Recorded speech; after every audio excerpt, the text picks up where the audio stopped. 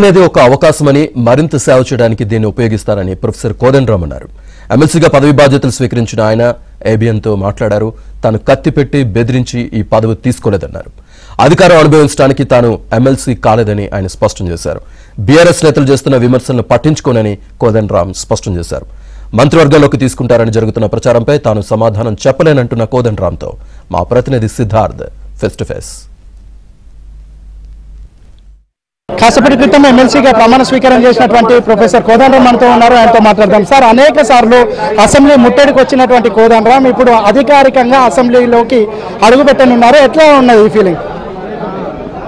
ఇది ఒక కొత్త అనుభవమే. ఎందుకంటే ఎట్లా పనిచేయాలి, ఇప్పుడున్న ఈ యంత్రాంగంలో చేరి ఎట్లా పనిచేయాలనేది మేము ఆలోచించుకోవాల్సిన విషయము. ఆలోచించుకుంటున్నాం.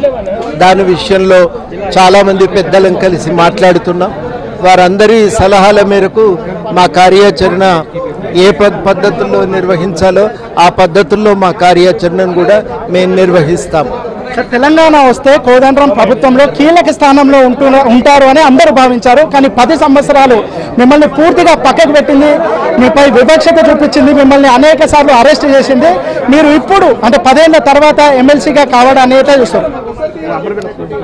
ఇప్పుడు ఎమ్మెల్సీగా కావటము సంతోషమే. ఇది ఒక అవకాశం, ఇది తప్పకుండా ఒక అవకాశము. ఈ అవకాశాన్ని వినియోగించుకుంటాము. ఈ అవకాశాన్ని ద్వారా మరింత ఎక్కువగా పనిచేయటానికి ఇది ఒక సేవ దొరికిన అవకాశమే. ఏదో ఒక అధికారాన్ని అనుభవించే దానికి మేము దీన్ని పొందలేదు. ఒక సేవ చేయటానికి దొరికిన అవకాశం. ఆ అవకాశాన్ని మేము ఉపయోగించుకుంటాం.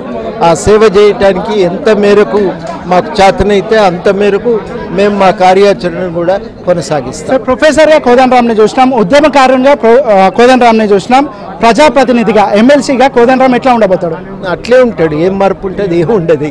ఇదివరకు ఎట్లున్నామో అట్లే ఉంటాం. ఇదివరకు ఎట్లా పనిచేస్తున్నామో అట్లే పనిచేస్తున్నాం. కొత్తగా కొమ్ములు రాలే, ఇదివరకు చేసిన శక్తి పోలేదు, ఆలోచనలు మారలేదు.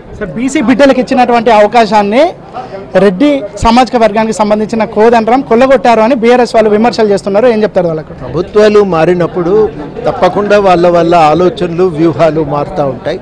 ఆ మారిన వ్యూహాల ప్రకారం ప్రభుత్వాలు తీసుకునే నిర్ణయాల వల్ల జరిగినది. ఇది వ్యక్తిగతంగా ఒకళ్ళ దగ్గరికి పోయి కత్తిపెట్టి బెదిరించి తెచ్చుకున్నదేం కాదు కదా. సరే, 8 నెలల్లోనే ప్రభుత్వం ఫెయిల్ అయింది అని బీఆర్ఎస్ విమర్శలు చేస్తూ ఉంది. దీనిపై ఏం చెప్తారు? ఇప్పుడు వాళ్ళ ప్రశ్నలకు నేను సమాధానం చెప్పవలసిన అవసరం లేదు. ప్రజల నుంచి వచ్చే ఏ ప్రశ్నలకైనా మేము సమాధానం చెప్పాల్సి ఉంటుంది, చెప్తాము. దాని విషయంలో ఏం మొహమాటం లేదు, వెనుకకు. కేబినెట్లో కూడా తీసుకుంటారు కోదండరామ్ను అని కొంత ప్రచారం జరుగుతుంది. దీనిపై మనం చెప్తాం. ప్రచారం అన్నారు కదా, ప్రచారానికి సమాధానాలు ఉండవు.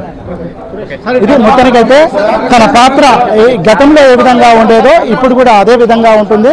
ఎమ్మెల్సీ అయినంత మాత్రాన తనకేం కొమ్ములు రాలేదని, తన పాత్ర తెలంగాణ ఉద్యమకారుల ఆకాంక్షను నెరవేర్చేలా ఉంటుందని ప్రొఫెసర్ కోదండరామ్ చెప్తా ఉన్నారు. వీడియో జర్నలిస్ట్ రాజుతో సిద్ధార్థ, ఏబిఎన్ ఆంధ్రజ్యోతి.